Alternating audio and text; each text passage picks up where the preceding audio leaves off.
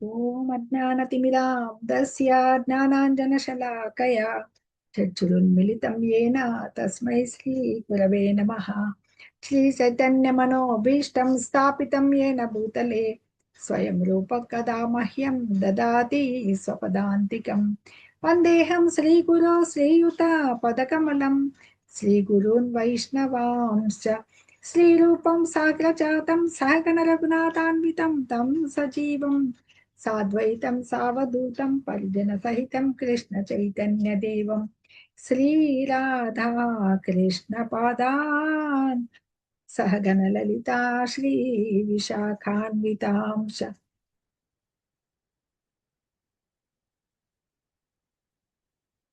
నమ ఓం విష్ణుపాదాయ కృష్ణప్రేష్టాయ భూతలే శ్రీమతే భక్తి వేదాంత స్వామి ఇతి నామినే. నమస్తే సారస్వతే దేవే గౌరవాణి ప్రచారిణే నిర్విశేష శూన్యవాది పాశ్చాత్య దేశతారిణే. హే కృష్ణ కరుణా సింధో దీనబంధో జగత్పతే గోపేశ గోపికా కాంత రాధా కాంత నమోస్తుతే. తప్త కాంచన గౌరాంగీ రాధే వృందావనేశ్వరి వృషభానుసుతే దేవి ప్రణమామి హరిప్రియ. వాంఛాకల్పతరుభ్యశ్చ కృపా సింధుభ్య ఏవ చ పతితానాం పావనేభ్యో వైష్ణవేభ్యో నమో నమః. జయ శ్రీ కృష్ణ చైతన్య ప్రభు నిత్యానంద శ్రీ అద్వైత గదాధరా శ్రీవాసాది గౌర భక్త బృంద. హరే కృష్ణ కృష్ణ కృష్ణ హరే హరే హరే రామ రామ రామ హరే హరే. హరే కృష్ణ కృష్ణ కృష్ణ హరే హరే హరే రామ రామ రామ హరే హరే. హరే కృష్ణ కృష్ణ కృష్ణ హరే హరే హరే రామ రామ రామ హరే హరే. శ్రీ శ్రీ రాధా గోవిందులకి జై. ఇది ఇస్కాన్ మ్యాంగళూరు రాధా గోవింద మందిరం వాళ్ళు ఈ ప్రతిష్టాత్మకమైన 18 రోజుల అధ్యయనం ద్వారా గీతా బోధన చేస్తున్నారు కదా. వారి వారి మందిరం తరపున అందరికీ స్వాగతం అండి, సుస్వాగతం. ఇది 19వ అధ్యాయము పురుషోత్తమ ప్రాప్తి యోగం. ఈ ఊర్ధ్వ మూలం అధశాఖం వస్తుంది, ఇప్పుడు చెప్తాము. శ్రీ భగవాన్ ఉవాచ ఊర్ధ్వమూలమధశాఖం అశ్వత్థం ప్రాహురవ్యయం ఛందాంసి యస్య పర్ణాని యస్తం వేద స వేదవిత్. శ్రీకృష్ణ భగవానుడు పలికెను, వేళ్లు పైముఖంగా కొమ్మలు క్రింది ముఖంగా వేదమంత్రాలు ఆకులుగా కలిగిన నశింపులేని అశ్వత్థ వృక్షము ఉన్నదని చెప్పబడింది. ఈ వృక్షమును తెలిసినవాడు వేదాలను తెలిసినవాడు. భగవంతుడు ఇక్కడ చెప్తున్నారు, ఒక అశ్వత్థ వృక్షం అంటే భౌతిక జగత్తును అశ్వత్థ వృక్షంతో పోలుస్తూ ఇక్కడ చెప్పబడుతోంది అనమాట. ఊర్ధ్వమూలం అది వేళ్ళు పైకి, అది వివరంగా వస్తుంది ఎందుకని. ఈ కొమ్మలు కింది ముఖంగా వేదమంత్రాలు ఆకులు, దాని ఆకులు ఎలా ఉంటాయి, వేదమంత్రాలు కలిగిన నశింపులేని అశ్వత్థ వృక్షం ఉన్నదని తెలిపింది. అశ్వత్థం ప్రాహురవ్యయం చందాంసి యస్య పర్ణాని. చందాంసి వేదాలు, పర్ణాన్ని ఆకులు అనమాట. యస్తం వేదస వేద. ఈ వృక్షాన్ని ఎవరైతే తెలుసుకుంటారో వేదాలని తెలుసుకున్నట్లు అనమాట. భక్తి యోగం అంతా తెలుసుకున్న తర్వాత మరి భగవంతుడి ద్వారానే వేదాలు వచ్చాయి కదా. బ్రహ్మదేవుడికి వేద జ్ఞానం బోధించింది భగవంతుడే. వేదాల్లో అనేకమైన ధర్మ నియమాలన్నీ పొందుపరచబడ్డాయి. కొన్ని ఉన్న కర్మకాండలు కూడా ఉన్నాయి. మరి ఆ వేదాలు ఎందుకు అని ఎవరైనా ప్రశ్నిస్తే అందుకు సమాధానంగా ఈ వేదాధ్యయనం యొక్క ప్రయోజనాన్ని భగవంతుడు ఇక్కడ వేదాలని అంటే ఆ ప్రయోజనం కూడా శ్రీకృష్ణ భగవాన్ తెలుసుకోవడమే ఈ అధ్యాయంలో వివరింపబడుతోంది అనమాట. అంటే భక్తి యోగాన్ని ఆచరించే వాళ్ళు, నియుక్తులైన వాళ్ళు వేదాలని తెలిసిన వాడి కిందే లెక్క అనమాట. ఈ భౌతిక జగత్తుని ఈ అశ్వత్థ వృక్షం అంటే భౌతిక జగత్తు అశ్వత్థ వృక్షంతో పోల్చబడుతోంది అనమాట. ఎవరైతే ఈ కామ్యకర్మలు అంటే భోగవంచల పట్ల ఆసక్తుడైన వాడు ఈ దీన్ని తుదిని అంతం అంటే తుది తెలియక, ఎక్కడుందో తెలియక ఈ కొమ్మ నుంచి ఆ కొమ్మ నుంచి గెంతుతూ ఉంటారనమాట. ఆ ఈ వేద మంత్రాలేమో ఈ చెట్టు యొక్క ఆకులుగా ఇక్కడ చెప్పబడ్డాయి అన్నమాట. ఇక్కడ చందాంసి అస్య పర్ణాలు. ఇవి మనకి ఊర్ధం మూలం అంటే ఊర్ధం అంటే పైకి వేళ్ళు పైకి ఉన్నాయంటే అక్కడ విశ్వం నందలి మొట్టమొదట ఏది మనకి ప్రారంభమైంది. నిన్న అధ్యాయంలో చూసాం కదా, బ్రహ్మం అని పిలువబడుతుంది మహత్తత్వం. భౌతిక జగత్తు మహత్తత్వం అంటే ప్రారంభమవుతుందంటే అక్కడ అత్యున్నత లోకం నుంచి ప్రారంభమవుతుంది. అన్నిటికంటే పై లోకం ఏది? బ్రహ్మలోకం. అక్కడ ఈ శాఖలు అంటే కొమ్మలన్నీ ఏంటి? ఈ చెట్టు యొక్క కొమ్మలన్నీ రకరకాల గ్రహాలు అనమాట. ఇంకా వాటి పండ్లు కర్మ ఫలాలు, ఆ వృక్షానికి పండ్లు ఉంటాయి కదా, అవి ఏంటంటే వేదాల్లో ఉంటే ధర్మ అర్థ కామ మోక్షాలు, పురుషార్థాలు ఉంటాయి, చతుర్విధ పురుషార్థాలు అంటారు. ఇవి అట్లాంటిది మనకి ఎక్కడుంది అని మనకి వస్తే ఒకటి చెప్పచ్చు. ఎలాగంటే ఇలా అనమాట. ఒక చెరువు గట్టు నిలబడి మనం చూసామనుకోండి, చూస్తే ఈ చెట్టు నీడ రివర్స్ లో కనపడుతుంది కదా, ఇది మిథ్య అని మనకు తెలుసు. ఇది ఒరిజినల్, కానీ రివర్స్ లో కనపడుతుంది మనకి. అంటే మనది మిథ్యా జగత్ అన్నమాట. అలాగా శాఖలు కిందిగా ఉన్నట్లు కనపడతాయి. అంటే భౌతిక జగం అనేది అశ్వత్థ వృక్షంతో ఇక్కడ పోల్చబడుతుంది అనమాట. అంటే ఇది ఆధ్యాత్మిక జగత్ అనుకోండి, దాని యొక్క మిథ్యా ప్రతిబింబమే ఈ భౌతిక జగత్ అనమాట. అంటే భౌతిక జగం అంతా దేని మీద ఉనికి ఉంది? ఇది కోరికలు. మన యొక్క కోరికయే ఈ భౌతిక లోకానికి మెయిన్. మన వాంఛలే అస్తిత్వానికి కారణమై ఉందన్నమాట. అది ఇక్కడ చెప్పబడుతుంది. అంటే ఈ ప్రకృతి, ఈ మెయిన్ గా ప్రకృతి ఎవరిది? శ్రీకృష్ణ భగవాన్ బాహ్య శక్తి అని చెప్పుకున్నాం కదా, భౌతిక ప్రకృతి. అలాగే ఈ ఆధ్యాత్మిక వృక్షాన్ని ఛేదించడమే భౌతిక ప్రకృతి. వేదాలని తెలుసుకున్నవాడు అనమాట. ఈ భౌతిక జగత్తుని మీద ఆసక్తిని ఎలా తెంచుకోవాలనేదే ఇప్పుడు చెప్పబడుతుంది. అప్పుడు నిజంగా వేదాలను తెలుసుకున్నవాడైతాడనమాట. అందుకని ఇంకా వివరంగా చూద్దాం. నరూపమస్య రెండవ శ్లోకం ఎక్కడ? అతశ్చోర్ధ్వం ప్రస్తుతాస్తస్య శాఖా గుణ ప్రవృద్ధ విషయ ప్రవాళాః అతశ్చ మూలాన్యనుసంతతాని కర్మానుబంధీని మనుష్యలోకే. ఇప్పుడు ఊర్ధ్వం అని చెప్పాం కదా, అతచ్చోర్ధ్వం, ఊర్ధ్వము పైకి, అంత క్రిందికి పైకి, ప్రస్తుతాస్తస్య శాఖ, అన్ని శాఖలు వ్యాపించి ఉన్నాయి అన్నమాట. ఈ వృక్ష కొమ్మలు ప్రకృతి యొక్క 3 గుణముల ద్వారా పోషింపబడుతూ కిందికి పైకి విస్తరిస్తున్నాయి. దాని రెమ్మలు ఇంద్రియ విషయాలు. ఈ వృక్షపు వేర్లు క్రింది ముఖంగా కూడా వెళ్తూ మానవ సమాజంలోని కామ్య కర్మలకు బంధించబడి ఉంటాయి. ఇక్కడ ఇంకా కొంచెం కర్మానుబంధీని మనుష్యలోకి, ఇంకొంచెం ఇంకా వివరంగా ఈ వృక్షం గురించి తెలుసుకుందాం.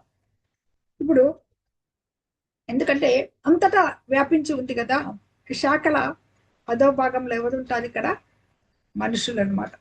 అదో భాగంలో మనుషులు, అశ్వములు, గోవులు, శునకాలు, జంతువులు అన్నీ ఉంటాయి. జీవులు ఇక్కడ అదో భాగంలో ఉంటే, ఈ వృక్షపు పైన దేవతలు, గంధర్వులు పైలోకంలో, ఇది ఊర్ధమూలం అన్నా కదా, పైన ఉంటాయి అన్నమాట. ఈ చెట్టుకి ఏదైనా కానీ నీళ్లు కావాలి కదా, ఆ నీళ్ళు ఏవి? ప్రకృతి వాటర్తో కదా పోషింపబడిన ప్రకృతి సంసార వృక్షం. ఇది ప్రకృతి త్రిగుణాలతో పోషింపబడుతుంది అన్నమాట ఈ వృక్షం. ఈ ఇట్లా ఊర్ధ్వ మూలం, ఈ పైన ఉండేది ఏది? బ్రహ్మలోకం. బ్రహ్మలోకానికి పైన ఇంకా వెళ్తే మనం ఏదన్నా మన మూలాలు తెలుసుకోవాలంటే శోధిస్తా పోయినామంటే లాస్ట్ బ్రహ్మదేవుడు వస్తాం. తాతలు ఎవరు, ముత్తాతలు ఎవరు, ఎక్కడి నుంచి వచ్చాం? మానవుడు. అలాగే మనువు, అలా వెళ్తే ఆ మనువు బ్రహ్మ నుంచి పుట్టించ బ్రహ్మ భగవంతుడి సృష్టి అని లాస్ట్కి అంటే వేళ్ళు పైకి. మామూలుగా చెట్టు వేళ్ళు ఎక్కడ ఉంటాయి? నేలలో ఉంటాయి, కొమ్మలు పైకి ఉంటాయి. ఇంకా ఈ చెట్టు యొక్క చిగుళ్ళు ఉంటాయి కదా, చిన్న లేత చిగుళ్ళు, అవి ఇంద్రియార్థాలు అనమాట. ఇంద్రియార్థాలు ముందు శాఖలు ఉంటాయి కదా, చిన్న చిన్న కొమ్మలు. శాఖలు అంటే చిన్న చిన్న కొమ్మలకి, ఆ కొమ్మలకి చిగుళ్ళేమో ఇంద్రియార్థాలు, శాఖలేమో ఇవే మనవి. ఏవి? ఇంద్రియాలు. మనకి మన తెలుసు కదా, కర్ణాలు, నాసిక, కళ్ళు, చెవులు, జిహ్వ, ఇంద్రియాలు. ఇంద్రియాలు చేసే పనులు శబ్ద, రూప, రస, గంధ, స్పర్శము, ఇవన్నీ చిగుళ్ళు. కొమ్మలు చిగుళ్ళు అయిపోయింది కదా ఇవి. అలాగే ఉపమూలాలు అంటే ఇక్కడ చూస్తాం చూడండి. ఉపమూలాలు అంటే ఈ చెట్టు రివర్స్ లో ఉంది కదా, ఊడలు అనమాట. శాఖలు. ఊడలు మామూలుగా ఇట్లా కిందికే కదా పోయేది. అలా ఆ ఊడలు ఏం చేస్తాయి, రివర్స్ లో ఉంది చెట్టు, బాగా పాతుకొని పోతాయి అన్నమాట, నెలలో పాతుకుని గట్టిగా ఉపమూలాలు. అవి దుఃఖాలు అన్నమాట, మనకంతా సుఖాలు దుఃఖాలు కోరికలు అవన్నీ ఇది ఈ సర్వదిక్కులా వ్యాపించి ఉండే ఈ వృక్షం అనేది దీని నుంచే అంటే శాఖల నుంచే ఏవైతే ఊడలు కిందికి దిగుతూ ఉన్నాయో ధర్మాలకు సంబంధించిన ప్రవృత్తులు కలుగుతాయి అన్నమాట. వృక్షపు యథార్థ మూలం ఇక్కడ ఉంది. మనము ఒక చెట్టుని మూలం తెలుసుకోవాలంటే వేరే కదా తెలుసుకునే, వేళ్ళు ఎక్కడ ఉన్నాయని. అలాగే యథార్థ మూలము బ్రహ్మలోకంలో ఉంటే ఇవన్నీ ఈ ఊడలన్నీ కిందికి వచ్చేసాయి. ఆ ఊడలన్నీ కిందికి రివర్స్ లో వచ్చాయి కాబట్టి మధ్యలోకం భూలోకంలో ఉన్నాయన్నమాట. అంటే వృద్ధలోకంలో పుణ్యకర్మ ఫలాల తర్వాత జీవుడు ఈ మధ్యలోకం అంటే భూలోకానికి వచ్చి తిరిగి వృద్ధలోకాలకి పోతూ ఉంటారు అనమాట. అందుకే ఈ మధ్యలోకం అనేది భూలోకాన్ని ఏమంటారు, కర్మక్షేత్రం. మనం చేసే కర్మలు అనుభవించడానికి క్షేత్రం అనమాట. సరే, ఈ భౌతిక జగత్తులో మనుషుడు ఇరక్కపోయాడు ఇంద్రియార్థాలు ఇవన్నీ. అంటే ఒక భౌతిక జగత్తుని మన యొక్క కోరికల మీద అది నిలబడి ఉండేది, దాన్ని ఎలా ఛేదించి మానవుడు ఆ ఊర్ధంలో ఉన్న భగవంతుని చేరుకోవాలనేది ఇక్కడ బోధించబడుతోంది అనమాట. నరూపమస్యేహ తతోపలభ్యతే నాతో నాచాదిర్న చ సంప్రతిష్ట అశ్వత్థమేనం సువిరూఢమూలం అసంగశస్త్రేణ దృఢేన చిత్వా. నరూపమస్యేహ తతోపలభ్యతే, ఈ వృక్షపు యథార్థ రూపం లభ్యతే, ఈ జగంలో తెలియబడదు. నాతో నా చాదిర్న చ సంప్రతిష్ట, దాని అంతం, అంతం నా అంతం అది. అలాగే అంతమో తెలీదు, ఆది తెలీదు. నా చాది ఆది, నా చ సంప్రతిష్ట అంటే ఇక్కడ మూలం కూడా కనపడదు. మొదలు తెలియదు, తుది తెలుదు, మూలం కనపడదు అనమాట. దీన్ని అశ్వత్థమేనం, ఈ అశ్వత్థమైన వృక్షాన్ని ఎలాగా దృఢమైన వేళ్ళు కలదాన్ని, దృఢైన చిత్వాన్ని ఎలా ఛేదించాలి, అసంగ శస్త్రేనా, అది ముఖ్యం. దీన్ని అసంగం అంటే మన యొక్క వైరాగ్యం అనే ఖడ్గంతో దాన్ని ఖండించాలి. తత్పదం తత్పరిమార్గితవ్యం అంటే తరువాత ఈ అన్వేషించాలి మనం. యస్మిన్ గతాన నివర్తంతి భూయః, మనం ఎక్కడైతే చేరి నా నివర్తంతి తిరిగి రాము, భూయః తిరిగి రాము అక్కడికి, తమేవ చాద్యం పురుషం ప్రపద్యే, అది ఆది అయిన పరమ పురుషుణ్ణి, తమేవ అతనిచే ప్రపద్యే శరణు పొందాలి. యత ప్రవృత్తి ప్రస్తుత పురాణి, ఇక్కడ ఎవరి నుండి ఆరంభమవుతోందో అనాది కాలం నుంచి ఇక్కడ తాత్పర్యం ఉంటుంది, చదువుదాము. ఈ వృక్షం యొక్క నిజస్వరూపము ఈ లోకంలో ఎవరికి తెలియదు. ఈ భౌతిక జగత్ ఆయన సృష్టికర్తకు మాత్రమే తెలుస్తుంది. అది మహతత్వం అని చెప్పబడింది కదా, అది కూడా అలా పోయిన దాంట్లో మహతత్వమే భౌతిక జగత్తు, బ్రహ్మం అని పిలువబడుతుందని కూడా చెప్పబడింది. దాని ఆది మధ్య అంతాలు ఎక్కడ ఉన్నాయనే విషయం ఈ లోకంలో ఎవరు తెలుసుకోనలేదన్నమాట. కానీ స్థిరంగా నాటుకున్న వేళ్లతో విలసిల్లుతున్న ఈ వృక్షాన్ని దేంతో ఖండించాలి, వైరాగ్యం అనే ఖడ్గంతో ఖండించి వేయాలి. తరువాత అతడు పునర్జన్మ లేకుండా చేసే పరమ పదాన్ని వెతకాలి. ఎవ్వని నుండి సమస్తం ఆరంభమైందో, ఎవ్వని నుండి అనంతకాలంగా సమస్తం వ్యాపించిందో అట్టి పరమ పురుషుణ్ణి శరణు పొందాలి. ఇది ఎవరి నుంచి, ఎక్కడి నుంచి ఆరంభమైంది, ఇది ఎక్కడి నుంచి అనంతకాలంగా ఎందుకు వ్యాపించింది అనేది తెలుసుకోగలగాలన్నమాట. అది ఈ నిర్మాణమోహాజిత సంగదోష అధ్యాత్మ నిత్యా వినివృత్త కామాః ద్వంద్వైర్ముక్తా సుఖ దుఃఖ సంజ్ఞైర్ గచ్చంత మూఢా పదమవ్యయం తత్. భవానీ మాతాజీ, నల్లి మోహన్ మాతాజీ, మీరు ఒక్కొక్కటి శ్లోకం వచ్చినప్పుడు చదువుతారా నెక్స్ట్ నుంచి? ఓకే ఓకే మాతాజీ, నేను ఇప్పుడే ఇవ్వాల్సింది. ఓకే. ఈ మిథ్యా గొప్పతనం, ఇందులో 20 శ్లోకాలు,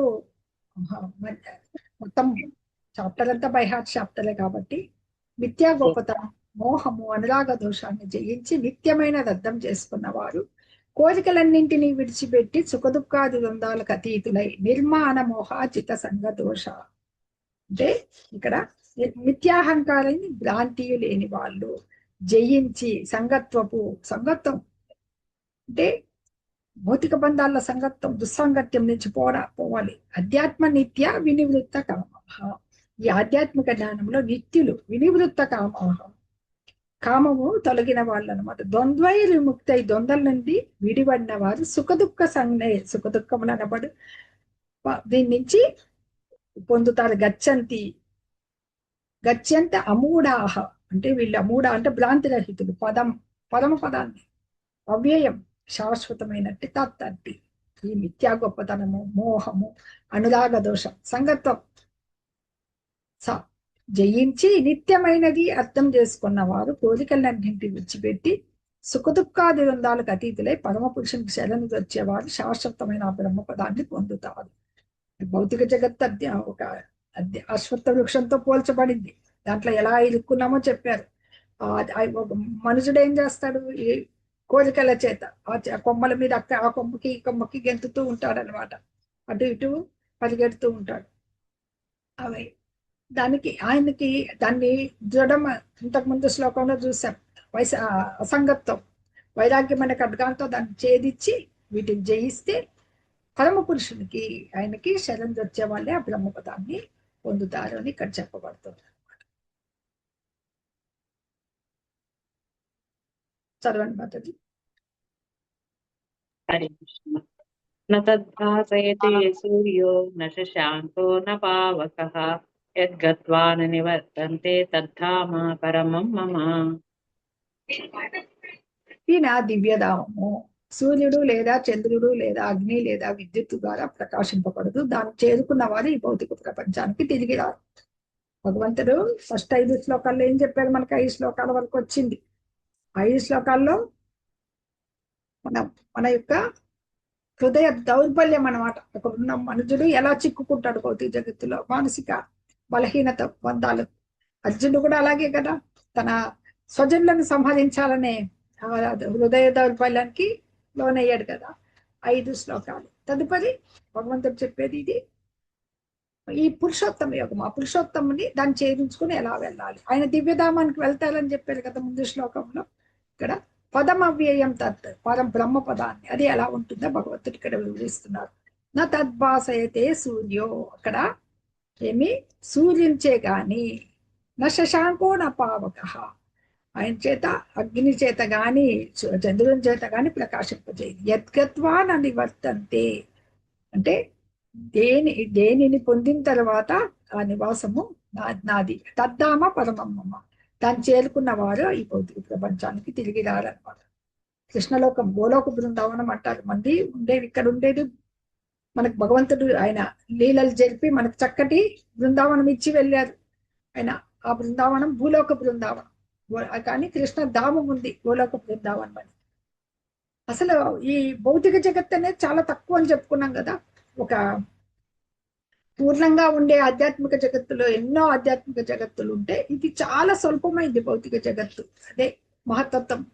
అది ఆయన యొక్క ప్రకాశం ఇక్కడ తగలదు. అంత ప్రకాశింపబడతాయి ఆధ్యాత్మిక లోకాలు కానీ ఆయన దేహకాంతితోనే అనమాట. అవన్నీ స్వయం ప్రకాశకాలు అనమాట. కానీ ఇక్కడ మనకి సూర్యచంద్రుల అవసరం ఉంది, చీకటి ఉంటుంది కాబట్టి. ఆధ్యాత్మిక లోకాలన్నీ కూడా స్వయం ప్రకాశకాలు. అక్కడ సూర్యకాంతి, చంద్రకాంతి, అగ్ని, విద్యుత్తు ఏం అవసరం లేదనమాట. విశ్వంలో సూర్యుడు ఒక్కడే ప్రకాశించేదనమాట. వైకుంఠ లోకాల్లో ఆ లోకాల ప్రకాశకాంతే బ్రహ్మజ్యోతి అనబడే తేజోమయ ఆకాశం అవుతుందన్నమాట. ఆ వెలుగు నుంచే బ్రహ్మజ్యోతి వస్తుంది అనమాట. ఆ కాంతి ఎక్కడి నుంచి వస్తుంది? కృష్ణలోకం నుంచి వస్తుంది అనమాట. కొంచెం ఆ తేజంలో కొంచెం మాత్రమే మహత్తత్వం ఈ భౌతిక జగం కప్పబడిన, మిగతావన్నీ వైకుంఠాలని చెప్పబడే ఆధ్యాత్మ లోకాలతో నిండిపడి ఉంటాయి. ఆ లోకాల్లో ముఖ్యమైనదే గోలోక బృందావనం అనమాట. ఇక్కడ ఈ అంధకారబంధురమైంది కదా ఈ భౌతిక జగము. ఈ జీవుడు ఈ బందీ అయిపోయి ఉన్నాడు కదా. ఈ విద్య సంసార సాగర వృక్షాన్ని ఎలా ఖండించాలి? వైరాగ్యంతో. అప్పుడు ఆధ్యాత్మిక లోకాన్ని చేరుకుంటారు. అది చేరుకున్న వాళ్ళు తిరిగి రారు ఉంటారు. మరి దానికి చేయాల్సిన పని మనము అట్టి బంధమును ఎంత ముందు శ్లోకంలో భగవంతుడు అది ఓకే త్రిగుణాలతో పోషింపబడుతోందని చెప్పారు అనమాట. అది ఓకే. ఈ భౌతిక జగంలో అనురక్తమైన వాళ్ళకి మనకి బంధాన్ని ఖండించడం కష్టమే. కానీ కృష్ణ భక్తి అనేది క్రమంగా మెల్లిమెల్లిగా డెవలప్ అవుతూ ఉంటే అలాంటి అవకాశం వస్తుంది. కాబట్టి ఆ భక్తిలో ఉన్న భక్తుల సాంగత్యం ద్వారా ఆ వైరాగ్యాన్ని అలవర్చుకోవచ్చు అన్నమాట. బయటపడేదానికి అది ఏకైక మార్గం. అది విశ్వసించాలి. ఇక్కడ పరమం మమ అనేది ముఖ్యమైన పదం అన్నమాట. ఎందుకంటే ఆధ్యాత్మిక జగత్తే ఈ పరమం మమ. మమైవాంశో జీవలోకే జీవభూత సనాతన. మాతాజీ, నల్లి మోహన్ మాతాజీ కానీ మీరు కానీ ఖాళీగా ఉంటే చదవండి. మాతాజీ చదువుతారా? నల్లిమోహన్ మాతాజీ. హరే కృష్ణ. మాతాజీ హరే కృష్ణ. శ్లోకం అంటే చదువుతారు మాతాజీ? చదువుతాను మాతాజీ. చదువుతాను. అంశో జీవలోకే జీవభూత సనాతనః మనఃషష్టానీంద్రియాణి ప్రకృతిస్థాని కర్షతి. స్థానిక హర్షత. జీవుడు ఏం చేస్తున్నాడు ఈ భౌతిక ప్రపంచంలో? మమైవాంశ, భగవంతుడు చెప్తున్నాడు తన అంశాలు. ఈ భౌతిక ప్రపంచంలో జీవులు నా శాశ్వతమైన అంశాలు, నిత్యాంశలం మనం. కానీ ఈ బద్ధ జీవితం కారణంగా ఆ మనస్సును కలిగి ఉన్న 6 ఇంద్రియాలతో తీవ్రమైన సంఘర్షణ పడుతున్నారు. అంతా ఆయన అంశాలు. మమైవాంశ జీవభూత సనాతన. మన ఎప్పటి వారో వీళ్ళు శాశ్వతమైన అంశం, సనాతనం మనం. ఇవి ఈ మనశ్శష్టానింద్రియ 6 ఇంద్రియాలతో కానీ ఇక్కడ చూపిస్తున్నారు కదా. మనస్సు పగ్గాలు, ఎంత గట్టిగా లాగినా బుద్ధి వెళ్ళిపోతూ ఉంటుంది. ఈ తీవ్రమైన సంఘర్షణ ఎలా చేస్తూ ఉన్నారు అనేది. ఎందుకంటే జీవుని యథార్థ రూపం ఈ శ్లోకంలో కరెక్ట్ గా కనపడుతుంది అనమాట. యథార్థం ఏంటి? ఆయన నిత్యాంశ.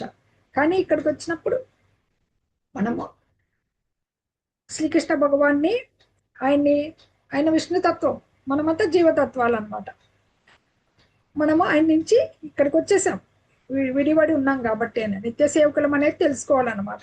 ఇక్కడ తెలుసుకోకపోతేనే ఈ బద్ధ స్థితిలో ఎవరి చేత ప్రకృతి త్రిగుణాలు, నిన్న చాప్టర్ చూసాం కదా, ఆ ప్రకృతి త్రిగుణాల చేతనే అది పోషింపబడుతోంది భౌతిక జగత్ అన్నమాట. చూసాం, ఏ చెట్టుకైనా నీరు కావాలి. మరి భౌతిక జగత్తుని అశ్వత్థ వృక్షంతో పోల్చారు కదా, దానికి కావాల్సిన నీరు త్రిగుణాలు అందిస్తూ ఉంటాయి అన్నమాట. అవి బందీ చేసినందుకే మనము ఆయన సేవని మర్చిపోయింటాం, ఆయన్ని మర్చిపోయాం అన్నమాట. అట్లా మర్చిపోయినప్పుడు కలిగే సుఖ దుఃఖాలే మనకి ఏం చేస్తున్నాయి? తీవ్ర సంఘర్షణ, కర్షతి, సంఘర్షణ పడుతున్నాం అన్నమాట. అందరూ బ్రహ్మదేవుడి వరకు అందరూ అది అంత జీవతత్వాలే అన్నమాట. ఇనుప గొలుసులతో ఎలా కట్టేస్తారో అలా కట్టబడి ఉన్నామన్నమాట. ఎలాగా కొంచెం సత్వగుణంలో ఉన్నప్పుడు కొంతవరకు సత్వగుణ పూర్ణం ఉంటాయి, కానీ రజోగుణంలో కానీ తర్వాత తమో గుణంలో ఉన్నప్పుడు కానీ అవి ఎంత క్లేశాలో మనం చూసాం నిన్న అధ్యాయం. దాని నుంచి ఎలా బయటపడాలి అనేది భగవంతుడు ఉపదేశిస్తున్నారు అనమాట. గుణరీతిలో ఆయనతో ఏకత్వం కావాలా చెప్పాం కదా. ఆయన బంగారు గని అయితే మనం చిన్న బంగారు కనిక, 2 బంగారమే. ఆ గుణానికి తెచ్చుకోవాలి కదా మనము, సమానులు కావాలని. మమై వంశం అని ఆయన చెప్పాడు, ఆ అంశాలు వీళ్ళంతా అని. నెక్స్ట్ చదవండి. శరీరం యచ్చాప్యుత్క్రామతీశ్వరః గృహీత్వైతాని సంయాతి వాయుర్గంధాని వాశయాత్. శరీరం యదవాప్నోతి. మనము శరీరాన్ని విడిచిపెట్టి ఇంకో శరీరం ఎలా తీసుకెళ్తున్నాం అనేది భగవంతుడు ఇక్కడ వివరిస్తున్నారు. ఈ శరీరము అవాప్నోతి, పొందును. అవాప్నోతి యత్ వలే దేహం పొందును, యచ్చాప్ యత్ వలే చాపి కూడా, ఉత్క్రామతి విడిచును, ఎలా పొందునో ఎలా తీసుకోను. వాయుర్గంధ నివాసయాత్. గాలి వచ్చినప్పుడు ఇక్కడున్న సువాసనలు ఎలా మోసుకుపోతుందో పదంలో చూద్దాం. వాయువు వాసనను ఒక చోటి నుండి మరొక చోటికి తీసుకొని పోయినట్లుగా జీవుడు తన విభిన్న భావనలను ఒక శరీరం నుండి మరొక శరీరానికి తీసుకువెళ్తాడు. ఆ విధంగా తిరిగి వేరొక శరీరాన్ని తీసుకొని దాన్ని విడిచి పెడతారనమాట. విభిన్న భావనలను. మనకి తన దేహానికి తనే నియామకుడు. ఉన్నత జన్మానికి చెందిన దేహాన్ని పొందాలంటే భగవంతుడు మనకి ఇంత ఇచ్చాడు, సూక్ష్మ స్వాతంత్రం ఇచ్చాడు, దాన్ని ఉపయోగించుకోవాలి కదా. దేహంలోని మార్పు మనకిచ్చిన స్వాతంత్రాన్ని ఉపయోగించుకొని మనము శుద్ధ సత్వ గుణానికి వరకు వెళ్ళామనుకోండి, మంచిది. మానవ జన్మ రావచ్చు, పుణ్యలోకం రావచ్చు. మనము రూపొందించుకున్న ఈ చైతన్యం ఉంది కదా, అది మరణ సమయంలో మనల్ని వేరొక దేహానికి తీసుకుపోయే అవకాశం ఉంది. ఆ చైతన్యాన్ని, అంటే మన భావనలు ఎలా ఉంటాయి, ఒక బాగా మాంసభక్షణ చేసేవాళ్ళు సింహం కావచ్చు, ఇంకా తక్కువ చేసేవాళ్ళు శునకం, మార్జాలాలు, పిల్లులు కానీ దీంట్లో కావచ్చు. అలా సమానంగా ఉన్నాం అనుకోండి, ఆ లక్షణాలతో అవే వస్తాయి. దేవతా లక్షణాలు ఉంటే దేవతా శరీరం పొంది దేవలోకాలు పోవచ్చు. భక్తి అయితే ఈజీ మెథడ్. కృష్ణ భక్తి భావనుడు అయుతుడైనప్పుడు ఆధ్యాత్మిక లోకాలకి భగవంతుడి దగ్గరికి చేరుకోవచ్చు అన్నమాట. అంటే దేహం నశించిన తర్వాత మనం తీసుకోబోయే నెక్స్ట్ దేహం అనేది మనం ఈ దేహంలో నిర్ధారించి పెట్టుకున్నాం. నెక్స్ట్ ఆ నిర్ధారణ అనేది మనము మనకున్న సూక్ష్మ స్వాతంత్రాన్ని బట్టి మనము చేసుకోవాలి ఇప్పుడే. అది ఆచరించకపోతే ప్రమాదంలో పడతారన్నమాట. ముఖ్యంగా కర్మను అనుసరించే మనం కర్మ ఫలాలను బట్టి మనకు దేహం వస్తూ ఉంటుందని చెప్పాం కదా.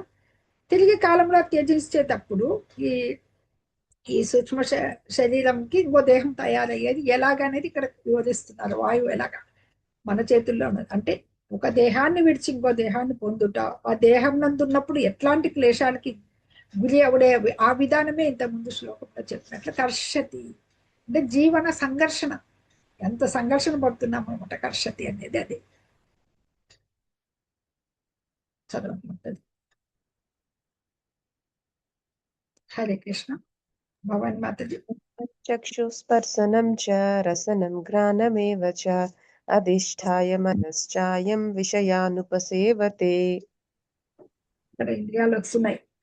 ఇంద్రియాలు శ్రోత్రం ఇవి చెవులు, కర్ణములు, చక్షు నయనములు, స్పర్శనం స్పర్శ కూడా, రసనం జిహ్వ, మనకి ఘ్రాణ శక్తి కూడా పొంది మనము మనశ్చాయం మనస్సు కూడా ఇంద్రియార్థాలు అనుభవిస్తాయి. ఈ విధంగా ఇప్పుడు ముందు చూసాం కదా, ముందు శ్లోకంలో జీవుడు దేహాన్ని ఎలా పొందుతాడని, వాసనలు తీసుకొని పోయి ఈ విధంగా జీవుడు వేరొక దేహాన్ని గ్రహించి దానికి తగిన ఇంద్రియాలు చెవులు, కన్నులు, ముక్కు, నాలుక, చర్మాలు అనేది మనస్సును కూడి 6 ఇంద్రియాలను పొందుతాడు. పొందిన తర్వాత ఆ దేహంలో ఉన్నప్పుడు దానిలాగే వర్తిస్తాడు. మనుషుల్లాగా వర్తించలేదు కదా. పిల్లి ఉంటుంది, అది ఏం తినాలని అనుకుంటే అది తింటుంది. ఇక్కడ ఒక సూకరం ఉంది, దానికి బురద అంటే ఇష్టం, ఆ బురదలోనే దొర్లుతూ ఉంటుంది. అతను ఆ దేహానికి సంబంధించిన ఇంద్రియార్థాలని అనుభవిస్తాడు అనేది మనము మన చైతన్యాన్ని ఏదైతే మానవ జన్మలో మనకిచ్చిన ఈ చైతన్యం అంటే మనకున్న అజ్ఞానాన్ని, సూక్ష్మ స్వాతంత్రాన్ని భౌతిక గుణాలతో అలాగా కలుషితం చేసుకుంటే అవే వస్తాయని చెప్పాం కదా. ఏ జంతు లక్షణాలతో కలుషితం చేసుకుంటే తదుపరి జన్మంలో శునకం అయితే శునకం కావచ్చు, పిల్లి అయితే పిల్లి కావచ్చు మార్చాలమంటే. వాస్తవానికి మన చైతన్యం, మన ఆత్మ అనేది చాలా పవిత్రమైంది. మన దేహం, మన భావనలు అనేది అపవిత్రంగా ఉంచుకోవాలి. ఇప్పుడు ఎంత స్వచ్ఛమైందంటే ఒక బకెట్ లో నీళ్ళు తీసుకున్నాం అనుకోండి, స్వచ్ఛంగా ఉంటాయి.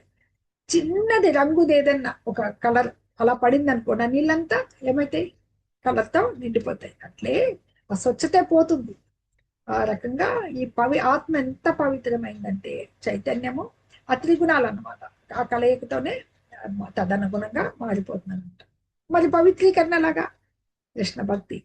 అందుకే భౌతిక భావనతో మన మనసును కలుషితం చేసుకోకుండా ఈ కర్షతి నిరంతర సంఘర్షణలో ఉండకుండా ఉంటే ఈ దేహ పరిణామం అనేది తప్పించుకోవచ్చు అన్నమాట.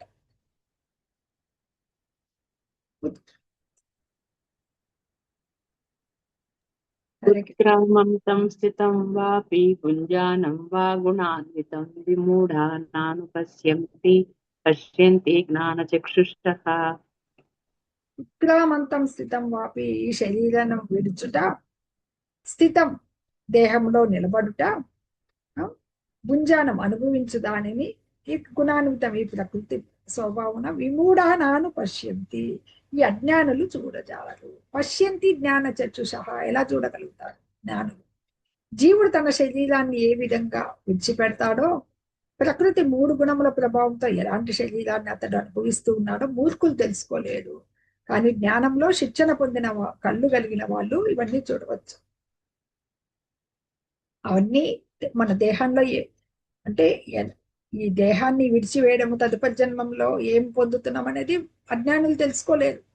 ఒక యంత్రం ఏదన్నా ఉంటే ఆ యంత్రంలో పరికరాల గురించి దాన్ని పరిశోధించిన వాళ్ళకే తెలుస్తుంది అనమాట. ఎందుకు ఈ దేహాన్ని పొందుతున్నామని కానీ, ఎందుకు ఈ ప్రత్యేక దేహం వస్తుందని కానీ, నివసించున్నామని తెలుసుకోలేదు. ఎలా తెలుసుకోగలగాలి? ఆధ్యాత్మిక గురువు, కృష్ణ భక్తి. అప్పుడు భగవద్గీత ఉంది, ఇంకా వేద వాన్మయం అంతా ఉంది. ఆ జ్ఞానం దాని ద్వారా అవసరం అన్నమాట తెలుసుకోవాలి. ఎందుకంటే రకరకాల పరిస్థితుల్లో జీవించాల్సి వస్తుంది. గుణ ప్రభావాలన భోగించాల్సి వస్తుంది. అలాగే ఆ భోగ భ్రాంతిలోనే సుఖ దుఃఖాలు అనుభవిస్తూ ఉంటారు అనమాట ఎవరు. కానీ అవగాహన చేసుకునే శక్తి మటుకు నశించిపోయి ఉంటుంది అనమాట. ఈ ఆధ్యాత్మిక జ్ఞానాన్ని పొందిన వాళ్ళకి ఈ జీవాత్మ దేహానికి అన్యమైంది, ఇది ఇది కేవలం దేహం భోగించేదానికే భోగిస్తుంది, మారుస్తూ అనేది తెలుసుకుంటారు ఈ ఆత్మ.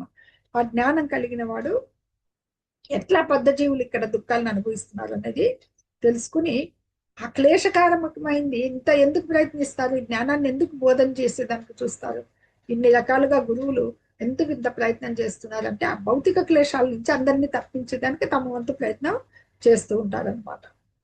కానీ ఆ జనులు బయటికి రావాలి, ముందు తమను తాను ముక్తులు చేసుకోవాలి. రావాలనే భావం లేనప్పుడు బలవంతంగా ఎవరు తీసుకెళ్ళలేరు కదా. వాళ్ళకి ఆ భావన వచ్చినప్పుడే వాళ్ళు బయటికి రాగలుగుతారు అనమాట. నెక్స్ట్ మాత్రం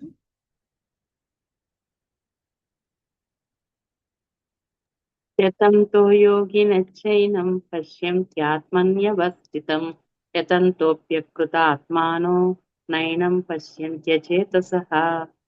యతంతో యోగి నిశ్చయినం, ఇక్కడ ఏమని చెప్తున్నారు, ఆత్మానుభూతిలో నెలకొన్న యోగులు దీన్ని అంతా స్పష్టంగా చూడగలరు. ఎవరైతే అలా కానీ మనసు అభివృద్ధి చెందని మరియు ఆత్మానుభూతిలో నెలకొనని వారు ప్రయత్నించినని ఏం జరుగుతుందో చూడలేదు. ఇంతవరకు చెప్పుకున్నదంతా దేహ మార్పు, ఎందుకు ఆ దేహాలు పొందుతున్నారు, ఇదంతా ఈ అకృత ఆత్మన అంటే ఇక్కడ అకృత ఆత్మన అంటే ఆత్మానుభూతి లేని వాళ్ళు అనమాట. నైనం పశ్యంత చేత సహా, వాళ్ళు ఎంత ప్రయత్నించినా ఆత్మానుభూతి మార్గంలో ప్రయాణం చేయని వాళ్ళకి ఇది అవగాహన కావడం అనేది చాలా కష్టం అనమాట. యోగిన యోగిన చైన అంటే ఇప్పుడు చాలా మంది యోగులు ఇప్పుడు బయలుదేరారు. చాలా మంది యోగులు మెయిన్ గా యోగా నేర్పిస్తామనేసి చాలా చెప్తూ ఉంటారు. కసరత్తులు అంటే 6 ప్యాక్ అనో దేనికనో మనకు ఫిట్ గా ఉన్నామనో, ఆ వేళంతా నేను చైతన్యంతో ఉన్నాను, చాలా హ్యాపీగా ఉన్నాను, నాకు ఆరోగ్యం బాగుంది. కానీ ఆధ్యాత్మిక జ్ఞానము భక్తి జోడించబడిన ఆ యోగత్వం అనేది సిద్ధించదు. అది కేవలం మనకి ఏమనాలి, యోగాభ్యాసం అంతా కూడా కేవలం శరీరం యొక్క వ్యాయామం అనమాట. ఒక రకమైన ఎక్సర్సైజులకి అలవాటు పడి ఉంటారు అనమాట. వేరే తెలియదు. ఎంతవరకు మేము ఫిట్ గా ఉన్నాము, ఆరోగ్యంగా ఉన్నాము అంతవరకే చూసుకుంటారు అనమాట. వీళ్ళని ఏమంటారంటే యతంతోప్య అకృతాత్మనం అనమాట. యతంత్యోప్యకృతాత్మనం అంటే ఎరగని వారు, నెలకొనని వారు వీళ్ళు. వాళ్ళకి పునర్జన్మ విధానం తెలియదు అనమాట, ఏం జరుగుతుందో అని. హరే కృష్ణ మాతాజీ.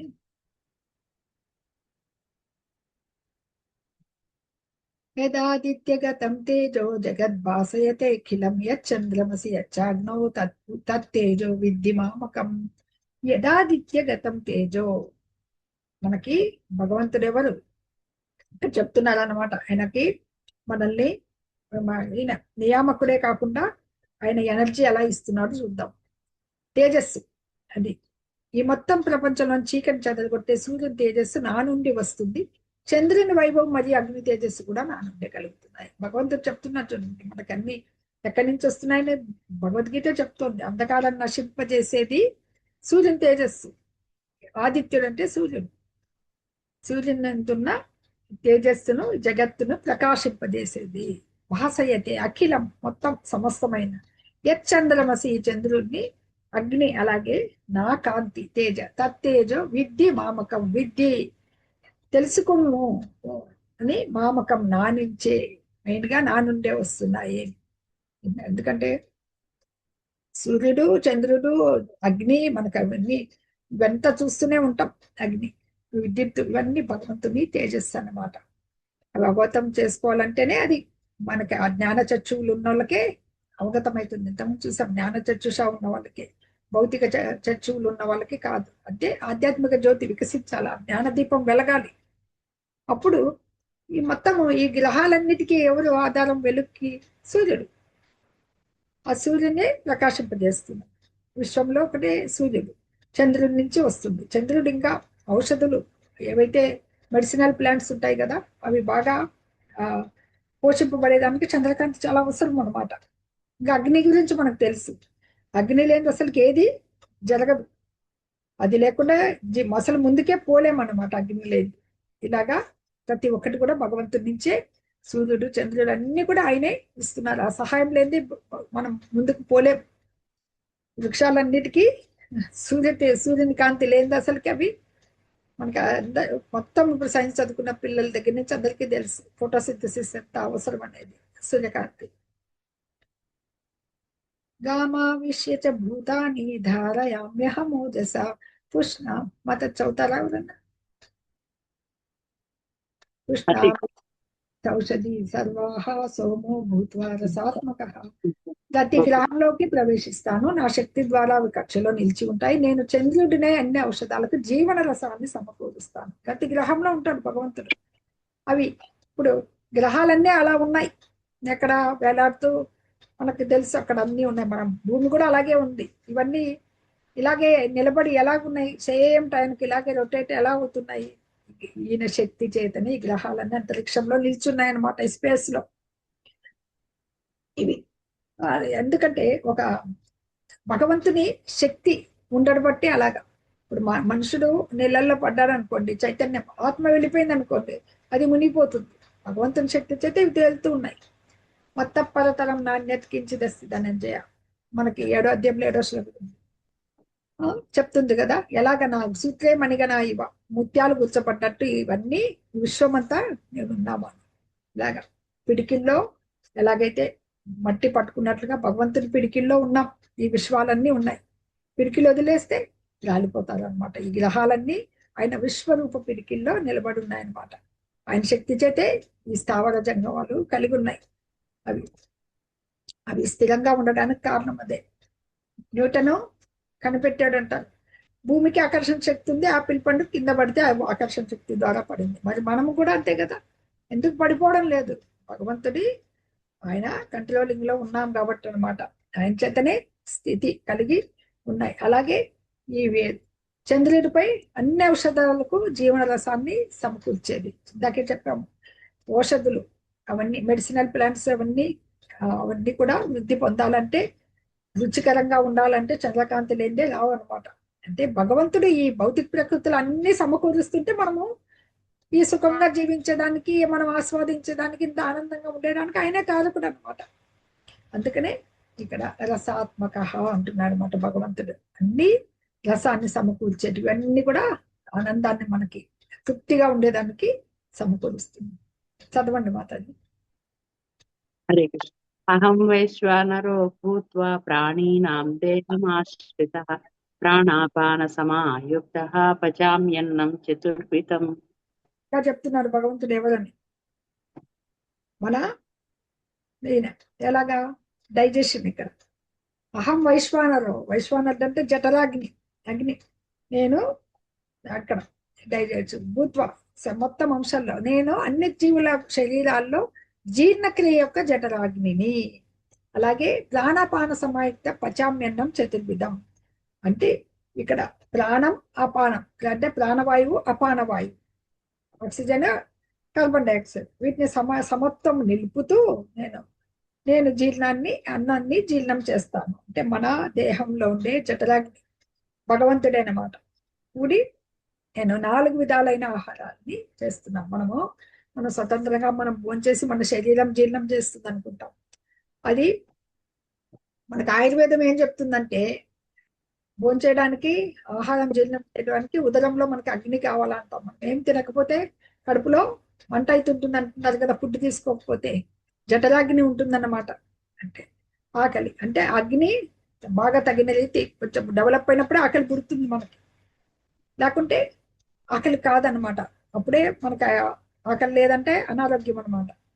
అగ్ని ఏదైతే జఠరాగ్ని ఉందో అది శ్రీకృష్ణ భగవానుడే అనమాట. అంటే ఉదర రూపంలో మనకి ఏది స్వతంత్రం లేదు. అగ్ని రూపంలో భగవంతుడు దాన్ని అరిగింపజేస్తున్నాడు అనమాట. అన్ని రకాల ఆయన ఆహారాన్ని ఆయన మనకి జీర్ణం చేస్తున్నారు అనమాట. అంటే భోజన విషయంలో కూడా మనకి భగవంతుడే సహాయపడుతున్నారు అనమాట, తోడ్పడడానికి. ఈ ఆహారాన్ని ఇవ్వడం ఆయనే, ఆహారాన్ని భుజించేది మనమే, అజీర్ణం చేసేది భగవంతుడే అనమాట. ఆహారాన్ని సృష్టించేది ఆయనే, జీర్ణం చేయటువంటి కార్యాలు ఇచ్చడం అంటే ఈ జీవితాన్ని మనం ఇంత తృప్తిగా గడపగలుగుతున్నమాట. శబ్దాల్లో ఉన్నాడు ఆయన, శబ్దకే పౌరుషం ఋషి అన్నాడు కదా మనకి 7వ అధ్యాయంలో. దేహంలో ఉన్నారు పరమాత్మ రూపంలో, గాల్లో అన్నిట్లో విశ్వవ్యాపి అయి ఉన్నాడు. ఈ ఉదర రూపంలో ఈ వైశ్వానరుడుగా ఉన్నారు. ఇక్కడ పచామ్యన్నం చతుర్విధం అంటే 4 రకాల ఆహార పదార్థాలు. ఇక్కడ నమిలేవి, చీకేవి, త్రాగేవి, నాకేవి అంటే మనకి నమిలేవి భక్ష్యాలు, నమిలి తింటాం కదా. భోజ్యాలు అంటే తాగేవి, భక్ష్యాలు భోజ్యాలు. భోజ్యం అంటే తాగేవి అనమాట. ఇవి లేహ్యాలు, లేహ్య భక్ష్య భోజ్య లేహ్య తేనె అట్లాంటివి నాకేటు అనమాట, తేనె. అలాగే చోష్య భక్ష్య భోజ్య లేహ్య. చోష్యం అంటే చీకబడేటివి, ఎలాగా మామిడి పండుని ఇలా జురుకొని తింటాం, చెరుకు గడల్ని ఇలా చేస్తాం కదా, అవి అనమాట. అలా 4 రకాల ఆహార పదార్థం నేను జీర్ణింపజేస్తాను అంటున్నాను. చదవండి మాతాజీ. హరే కృష్ణ.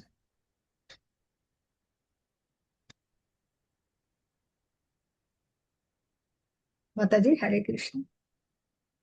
హరే కృష్ణ మాతాజీ. సర్వస్య చాహం హృది సన్నివిష్టో మత్తః స్మృతిర్జ్ఞానమపోహనం చ వేదైశ్చ సర్వైరహమేవ వేద్యో వేదాంతకృద్వేద విదేవ చాహం. నేను సర్వస్య చాహు హృది సన్నివిష్ట, అందరి హృదయాల్లో ఆసీనుడై ఉన్నాను. మత్త స్మృతి జ్ఞానం అపోహనం చ.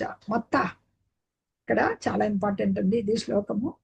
నా నుండే స్మృతి జ్ఞాపక శక్తి, జ్ఞానము అపోహనం అంటే మరుపు. అంటే జ్ఞాపక శక్తి వస్తుంది, జ్ఞానము వస్తుంది, మరుపు కూడా ఆయనే ఇస్తున్నాడు అనమాట. వేదాల చేత, ఈ వేదాల చేత వేదైత్య సర్వై, నేనే తెలియదగిన వాడిని. వేదాంతాన్ని కూర్చింది ఆయనే, వేదాలు ఇచ్చింది ఆయనే, వేదాల్లో తెలుసుకునేది ఆయన్నే, వేదాలు తెలిసిన వాడు ఆయన. వేదాంత కృద్వేద విదేవచాహం. నేను ప్రతి ఒక్కరి హృదయంలో ఆసీనుడై ఉన్నాడు. హృదయస్థ పరమాత్మ కదా ఆయన. నా నుండే జ్ఞాపక శక్తి, జ్ఞానము, మతిమరుపు కలుగుతాయి. అన్ని వేదాల ద్వారా నేను తెలిసి ఉండాలి. నిజానికి వేదాల యొక్క కర్త ఆయనే, వేదాలని తెలుసుకున్నవాడే ఆయనే అనమాట. అంటే పరమాత్మ రూపంలో ఆయన ఉంటాడు కదా, మన హృదయాలందరిలో నిలిచి ఉంటాడు. మన మన జీవుడు ఏం చేస్తాడు, మన కర్మలు ఆచరిస్తూ ఉంటాడు. కర్మలకు కావాల్సింది ఏమి, జ్ఞానము స్మృతి కావాలి కదా, అవి కూడా ఆయనకి ఇస్తుంది. మతి మరుపు, మన గత జన్మ అసలు గుర్తే లేదు, ఆ మరుపు అనేది కూడా భగవంతుడే.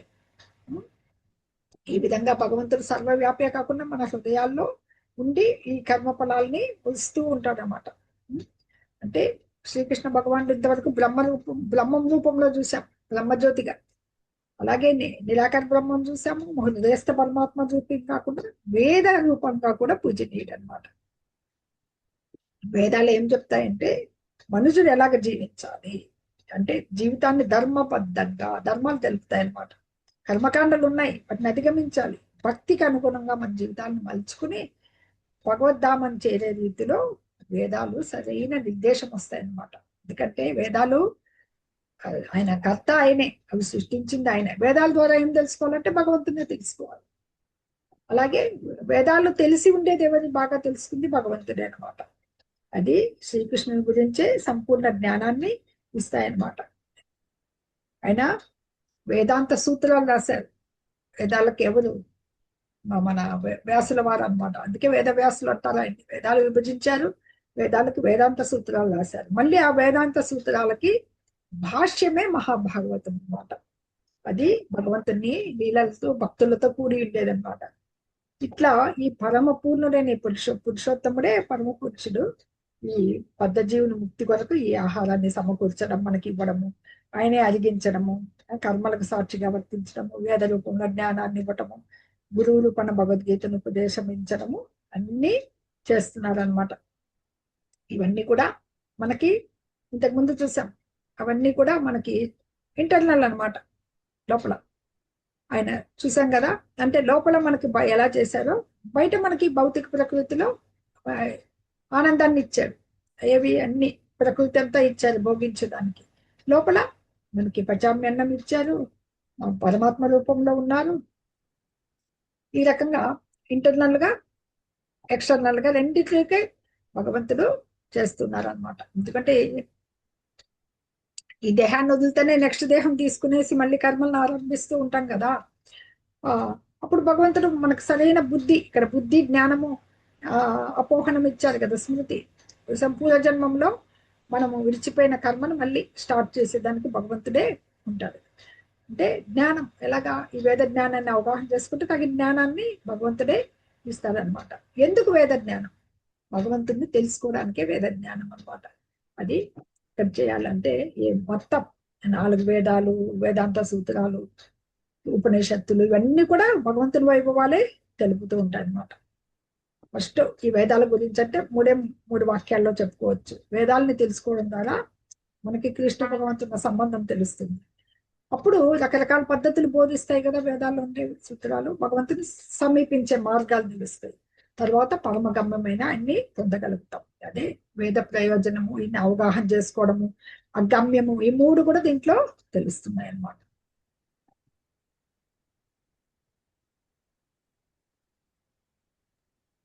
उत्तमः पुरुषस्त्वन्यः परमात्मेत्युदाहृतः यो लोकत्रयमाविश्य बिभर्तव्यय ईश्वरः। ఇంపార్టెంట్ చదవాలి. उत्तमः पुरुषौ लोके क्षर एव द्वाविमौ पुरुषौ लोके माताजी। द्वाविमौ पुरुषौ लोके क्षरश्चाक्षर एव च क्षरः सर्वाणि भूतानि कूटस्थोऽक्षर उच्यते। క్షరుడు అక్షరుడు అనే 2 తరగతులు క్షర అక్షర ఉన్నాయి. ఇప్పుడు జీవులు ఉన్నారు. ఈ భౌతిక ప్రపంచంలో ప్రతి జీవుడు క్షరుడు కాగా ఆధ్యాత్మిక ప్రపంచం ప్రతి జీవుడు అక్షరుడు అని పిలువబడతాడు. అంటే జీవులు మనము అంశాలని చెప్పుకున్నాం కదా, జీవభూతులు అని చెప్పి, ఇక్కడ క్షరసర్వాణి భూతాన్ని అని చెప్పబడుతుంది అనమాట. అంటే మనము భగవంతునికి అనే మనము నశించిపోయే వాళ్ళమే ఇక్కడ భౌతిక జగత్తులో బందీలైనంత కానీ ఎప్పుడైతే భగవంతుని తెలుసుకుని ఆయనతో గుణరీతిని ఏకత్వంలో ఉన్నామంటే వాళ్ళు అక్షరులు అవుతారు. అంటే అనశ్వరులు అనమాట. అక్షరులు అంటే నశింపు చెందేవారు, అక్షరులు అంటే నశింపు చెందని వారు. వీళ్ళు భౌతిక జగత్తులో ఉంటారన్నమాట. ఆధ్యాత్మిక జగత్తులో ఈ నశ్వరులు, నశింపు లేని వారు ఉంటారన్నమాట. ఇవన్నీ ఇప్పుడు మనం జన్మ తీసుకుంటాం, కొంచెం వృద్ధి చెందుతాము, ఆస్తి కొన్నాళ్ళు ఉంటాము, ఇతర జీవులు 6 రకాల మార్పులు కదా, క్షయము వినాశాల మార్పులు ఈ దేహానికి సంబంధించినవి. కానీ ఆధ్యాత్మిక జగత్తులో జీవుడికి ఏ దేహం మార్చుకోవడం అనశ్వరులు. అక్కడ వాళ్ళకి అక్కడ నశింపు లేని వాళ్ళు భగవంతునితో గుణరీతి ఏకం కావాలి. ఆయనతో ఆ ఏకం కావాలంటేనే కదా శుద్ధ భక్తి సేవలో ఉంటేనే కృష్ణ పరమాత్మని దర్శించగలుగుతారు. ఈ భౌతిక జగత్తు బంధాలు వైరాగ్యంతో తెంచుకోమన్నాం కదా, అలాగే మన దేహం చెందే మార్పులు వివిధ దేహాలను ఎలా పొందుతున్నాయి, వేదాలు ద్వారా భగవంతుని ఎలా తెలుసుకోగలగాలి.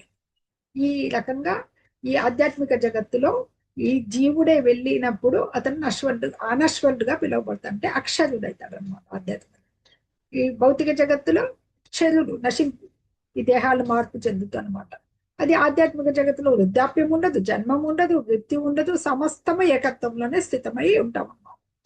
బ్రహ్మ మొదలు చీమ వరకు ప్రతి ఒక్కరి దేహం మార్చాల్సిందే. కాబట్టే మనము నశ్వరులు. ఆధ్యాత్మిక జగత్తులో మొత్తం జీవులు ఏకత్వం కలిగి ఉంటారు భగవంతునికి అన్నమాట. ఈ అక్షరులు ఎలాగా ఈ భగవంతుణ్ణి పూర్ణ పురుషోత్తముడకు శ్రీకృష్ణ భగవాన్ని చేరుకునే వాళ్ళని అక్షరులు, నశింపు లేని వారు అని చెప్తారనమాట. అదే ఆధ్యాత్మిక జగత్తులో నారదులు వారు, శుద్ధ భక్తులు వీళ్ళంతా ప్రయాణం చేశారు అక్కడికి, ఆధ్యాత్మిక జగత్తుకి, భగవంతుని ధామానికి వెళ్ళారు అనమాట.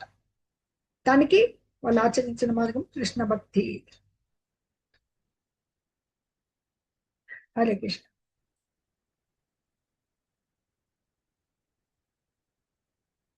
उत्तम पुरुषस्त्वन्यः परमात्मेत्युदाहृतः यो लोकत्रयमाविश्य बिभर्तव्यय ईश्वरः। ఇద్దరితో పాటు క్షరులు నక్షరులు 2 చూసాం. అక్షరులు అలాగే నశ్వరులు అనశ్వరులు. నశ్వరులు నశించిపోయే వాళ్ళు, నశింపు లేని వారు. ఇద్దరితో పాటు ఈ 3 ప్రపంచాలు ముల్లోకాలు ప్రవేశించి వాటిని భరిస్తున్నట్టు నాశనరహితుడైన పరమేశ్వరుడు పరమాత్ముడైన సర్వోత్తముడైన పురుషుడు ఉన్నాడు. విభత్యవ్యయ ఈశ్వరుడు. ఉత్తమ పురుషస్త్వన్యః, శ్రేష్ఠుడైన పురుషుడు, వాటిని భరించే ఉత్తమ పురుషుడు అంటే ఎవరు? భగవంతుడు, మన హృదయస్థ పరమాత్మ భగవంతుడు అన్నమాట. అందరు బద్ధముక్త వాటిని పోషిస్తూ వాళ్ళకి కర్మానుసారంగా వాళ్ళకి డైరెక్షన్స్ ఇస్తూ మన హృదయంలో ఉండే దేవదేవుడు అడుగు శ్రేష్ఠ పురుషుడు వేరొకడు కలడు అనమాట. ప్రతి హృదయంలోనూ పరమాత్మగా ఉండే భగవంతుడు ఉత్తమ పురుషుడు ఆయన పురుషుడు ఉన్నాడని ఇక్కడ చెప్తున్నారు. ఇంకా ఆయన మనమంతా శరీరులు అక్షరులు అయితే ఆయన ఉత్తమ పురుషుడు అనమాట. ఆయన వీళ్ళందరికీ ఇద్దరితో పాటు ఇక్కడ చెప్పారు. ఈ ఇద్దరు అంటే ఎవరు? శరీరులు అక్షరులు అనమాట. అక్షరులు వాళ్ళతో పాటుగా భరించి మొత్తం వాళ్ళతో ఉండేది భగవంతుడు ఒక్కడే. ఆయనే ప్రతి వారి హృదయంలో విరాజమానుడై ఉండేదే. అది అతన్ని తెలుసుకోగలిగిన బుద్ధిమంతుడే సంపూర్ణ శాంతిని పొందుతాడు. తస్మాక్షరమతీతోహం అక్షరాదపి చోత్తమః అతోస్మి లోకే వేదే చ ప్రతిధ పురుషోత్తమః. ఈ క్షరాక్షర పురుషులకి అతీతంగా దివ్యమైన వాడు ఉత్తముడైన కారణంగా ప్రపంచంలో వేదాల్లో పురుషోత్తముడిగా చెప్పబడ్డాడు. ఇప్పుడు ఇద్దరు ఉన్నారు పురుషులు. వాళ్ళు ఎవరు? క్షరులు అక్షరులు జీవులుగా విభజింపబడ్డారు. ఆధ్యాత్మిక లోకంలో వాళ్ళు అనశ్వరులు, నశింపు లేని వాడు. వీళ్ళకి అతీతంగా ఉండే దివ్యమైన వాడు అక్షరం అతీతోహం, అతీతుడు. అక్షరాదపి చోత్తమ, ఉత్తముడు అనమాట. అక్షర పురుషుని కన్నాను, అక్కడ ఉన్న అక్షర పురుషుని కన్నాను ఇంకా ఉత్తమ శ్రేష్ఠుడు ఎవరైనారు? భగవంతుడే అనమాట. అతోస్మి లోకేతి వేదేచ, వేదాల్లోనూ అన్ని లోకాల్లోనూ ఆయనే ఏం చెప్పబడుతున్నారు? పురుషోత్తముడని. అందుకే మనకి ఆ పురుషోత్తముని పొందడమే పురుషోత్తమ ప్రాప్తి యోగం అనమాట. అందుకే ఈ బద్ధ ముక్త జీవుల్లో ఎవరు కూడా ఆయన అతిక్రమించలేరు కదా. చెప్పారు ఇంతకుముందు శరీరంలో అక్షరంలో. అందరికంటే ఆయన పురుషోత్తముడు. అందుకని ఆయన పురుషోత్తముడిగా చెప్పబడుతున్నారు అనమాట. భేదం ఏంటి? ఆయనే పరిమాణ రీతి. సముద్రం ఎంత ఉంటుంది? బంగారు కానీ ఎప్పటికీ బంగారు కనుక కాలేదు. ఆయన ఎప్పటికీ పరిమాణంలో ఏకం కాలేం మనం. అస్సలు సమంజసం కాదనమాట ఆ విషయం, ఆ థాట్ అనేది. ఉన్నతము, ఆయన ఉన్నతుడు, మనం సామాన్యుడు. ఉత్తమ అంటే ఈ ఉత్తమ అనే పదానికి అర్థం ఇక్కడ ఉత్తమ. అక్షరాదపి చ ఉత్తమ అంటే ఆయన ఎవరు అధిగమించలేరు అని చెప్తున్నారు. లోకే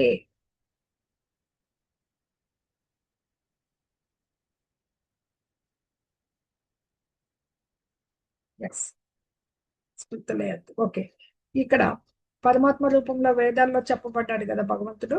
ఈ అతనే ఈ దేహం నందు వెలువడి ఈ పరమాత్మ కూడా పైకి వెళ్ళి నిరాకార బ్రహ్మజ్యోతులు చేసి ఉపనిషత్తులు చెప్తాయన్నమాట. తన రూపంలో ఆధ్యాత్మిక జగత్తులో నిలిచి ఉంటాడనమాట. దేవదేవుడు తన ఆధ్యాత్మిక తేజాన్ని ఇక్కడ ప్రదర్శిస్తూ అంతా వ్యాపింపజేస్తూ ఉన్నాడని చెప్పి తెలుసుకోవాలి. పురుషోత్తముడు అనమాట. అంటే ప్రతి ఆయన అంశ ప్రతి హృదయంలోనూ పరమాత్మ రూపంలో ఉంది అని చెప్పి చెప్పబడుతుంది ఇక్కడ. హరే కృష్ణ. యో మామేవం సమ్మూఢో జానాతి పురుషోత్తమం స సర్వవిద్ భజతి మాం సర్వభావేన భారత. ఇక్కడ అసమ్మూఢుడు అంటే ఇక్కడ సందేహం లేని వాళ్ళ జానాతి ఎవరైతే తెలుసుకుంటారో, జానాతి ఇన్ని పురుషోత్తముడుగా సంశయరహితంగా సందేహం లేకుండా పురుషోత్తముగా తెలుసుకున్నవాడు సమస్తము తెలిసినవాడు. అటువంటి వాడే భగవంతుడిని తెలుసుకోగలిగిన వాడే. హృదయస్థ పరమాత్మగా తెలుసుకోవాలి ఇంటర్నల్ గా. ఈ జగత్తు పోషకుడు నియామకుడు అని తెలుసుకోవాలి. ఆయనే వేద జ్ఞానం ద్వారా అందరికీ వేద రూపంలో కూడా ఆయనే పూజనీయుడు. వేదాలు నెలిగిన వాడు ఆయనే. ఈ భౌతిక జగత్తు మందకారమైంది, దాన్ని ఛేదించాలని తెలుసుకుంది కూడా ఆయన అనమాట. అందుకనే అలా తెలుసుకున్న వాడే పూర్తి భక్తి. సర్వ విద్భజతి మాం సర్వభావేన భారత. ఇది సంపూర్ణ జ్ఞానం గలవాడు. ఇట్లా కాలాన్ని వేస్ట్ చేయకుండా భగవంతుని సేవలో నియుక్తుడైతాడు అనమాట పూర్ణంగా. అది అందుకే భక్తియుత సేవ, భక్తి యోగమే మనకు 6 అధ్యాయులు, మధ్యలో ఉన్న 6 అధ్యాయులు చెప్పబడుతున్నాయి అనమాట. వేద జ్ఞానం అంతా ఎలా మనకు తెలిసిపడుతుందంటే శృతిలో చెప్పబడతాయి భగవంతుని చేత. అంటే అపౌరుషేయాలు అంటే ఏ పురుషుని చేత మనకి అవి చెప్పబడలేదన్నమాట. సాక్షాత్ భగవంతునితో ఆ వేద జ్ఞానం అనేది స్క్రిప్ట్ కాదు, తర్వాత రాసి పెట్టాడు మనకి. ఎవరు? వేదవ్యాసుల వారు. అప్పుడు స్మృతి అయింది అలా. అందుకే ఈ వేద జ్ఞానాన్ని శ్రీకృష్ణ భగవాన్ నుంచి వచ్చిన పరంపరలో వచ్చిన వాళ్ళ నుంచే, ప్రామాణికుల ఆధ్యాత్మిక గురువుల నుంచే స్వీకరించాలన్నమాట ఆయన్ని. అట్లా అవగతము చేసుకోగలగాలన్నమాట ఆయన్ని.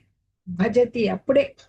భజతి అంటే ఆయన భక్తియుత సేవ ఎలాగ చేయాలంటే దాంట్లో ఉన్న వాళ్ళకే సర్వం తెలిసి ఉంటుంది అనమాట. అది ఇక్కడ భజతి అని చెప్తున్నా.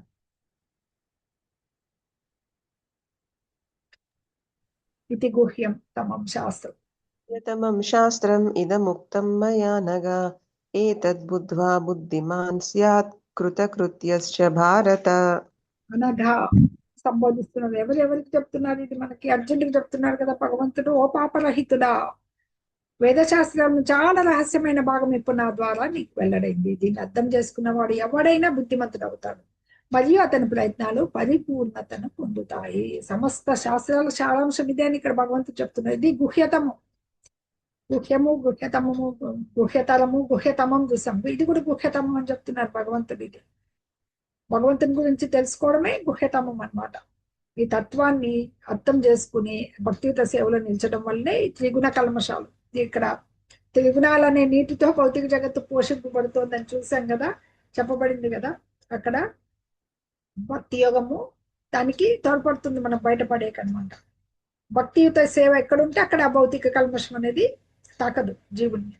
భగవంతుడు సూర్యుడు, అక్కడ ఉన్న ఆయన ఉన్న చోట, సూర్యుడు ఉన్న చోట ఎట్లయితే చీకటి పటాపంచలు అయిపోతుందో అంధకారం అనే క్వశ్చనే రాదు అక్కడ. అందుకే ఈ ఆధ్యాత్మిక గురువు నేతృత్వంలో మనం తెలుసుకోవాలా. తెలుసుకోగలగడమే భక్తియుత సేవ ఉన్న చోట ఈ అజ్ఞానం నుంచి బయటపడతారు అన్నమాట. అందుకే ప్రతి ఒక్కరి బుద్ధిమంతులు అయి ఉండి, బుద్ధిమంతులు అవుతాడు అంటున్నారు కదా భగవంతుడు. అర్థం చేసుకుని పవిత్రులు, ముందు పవిత్రీకరణ జరగాలి కాబట్టి కృష్ణ భక్తి భావన స్వీకరించి భక్తియుత సేవలో నిలవాల్సి ఉంటుందన్నమాట. అలాగే ఇక్కడ అనగా అన్నారు కదా ఎవరిని, ఇన్ని పాపరహితుడా అంటే అన్ని పాపాల నుంచి విడిపడిన వాడే కృష్ణుణ్ణి తెలుసుకోగలుగుతారు అన్నమాట. అర్జునుడు పరిపూర్ణుడు, అందుకే పాపరహితుడు అన్నాడు భక్తుడు. కానీ అక్కడ మనకి తెలిసి హృదయ దౌర్బల్యానికి లోనయ్యాడు. మనకి రెండో అధ్యాయంలో ఫస్ట్ లోనే చెప్తాడు భగవంతుడు, క్షుద్రం హృదయ దౌర్బల్యం త్యక్తోత్తిష్ట పరంతపై. దౌర్బల్యాన్ని వీడిగా ఇలాంటి స్టేజ్ లో నీకు ఎందుకు వచ్చింది? కుతస్త్వ కష్మలమిదం విషమే సముపస్థితం అనార్యజుష్టం అస్వర్గం అకీర్తికరం అర్జున అంటాడు అక్కడ. క్షుద్రం హృదయ దౌర్బల్యం త్యక్తోత్తిష్ట పరంతప. పరంతప కంపింపజేసేవాడు నువ్వు యుద్ధంలో, నీకెట్లా వచ్చింది హృదయ దౌర్బల్యం అంటారు అన్నమాట. ఇప్పుడు ఆ హృదయ దౌర్బల్యం అంటే ఈ సంపూర్ణ ఈ భక్తి భావంలో ఉన్న భక్తుల సాహచర్యంలో ఈ భక్తి సేవ చేసేటప్పుడు కొన్ని సమూలంగా నశించిపోతాయి. ముఖ్యంగా నశింపజేయవలసింది ఉండేది ఏదంటే ఈ హృదయ దౌర్బల్యం. అంటే ఇది ఎలా కలుగుతుంది మనుషుడికి? భౌతిక ప్రకృతికి వస్తేనే భోగించాలి, భోగాల మీద ఆసక్తి పెరిగిపోతుంది కదా. ఆ ఆసక్తితో ఏమైతుంది? భౌతిక విషయాల్లో సౌమ్యం, అంత నా వాళ్ళు, నేను, నాకే కావాలి అని పెరుగుతుంది కదా. ఆ తదుపరి క్లేశాలు అదంతకదే వచ్చేస్తాయి. అందుకే ఆ దౌర్బల్యాన్ని జయించాలి. ఏదైతే అర్జునుడికి ఏం కలిగింది? దౌర్బల్యం. నా వాళ్ళంతా బాగుండాలి, వాళ్ళు ఎవరు చనిపోకూడదు, అది కూడా దౌర్బల్యమే. విద్యుక్త ధర్మం మర్చిపోయాడు అన్నమాట. అందుకని ఇది ఈ పురుషోత్తమ యోగాన్ని అంటే భగవంతుణ్ణి ఎలా పొందగలగాలి, పరమ పురుషుడైన పురుషుల్లోనే ఉత్తముడైన ఆయన్ని ఎలా తెలుసుకోగలగాలి, వేదాల ప్రయోజనం ఏంటని ఈ అధ్యాయంలో క్షుణ్ణంగా తెలుపబడింది అనమాట. మీకు ప్రశ్నలు అడగలేదు, ఇప్పుడు అడుగుతాను. హరే కృష్ణ. మర్చిపోయింది, నిన్నటి అధ్యాయం మంచి అధ్యాయం అండి. 3 త్రిగుణాలు ఏవి, వాటి పేర్లు చెప్తారు మీరు. అలాగే ఇంకా మనకి భగవంతుడు భౌతిక ప్రకృతిలో ఏమేస్తారు, భౌతిక ప్రకృతి ఏమని పిలువబడుతుంది, అదొకటి. 2-3 క్వశ్చన్లు కొంచెం హ్యాండ్ రైట్ చేసి ఆన్సర్ చెప్పేద్దు. స్టాప్ చేస్తాం.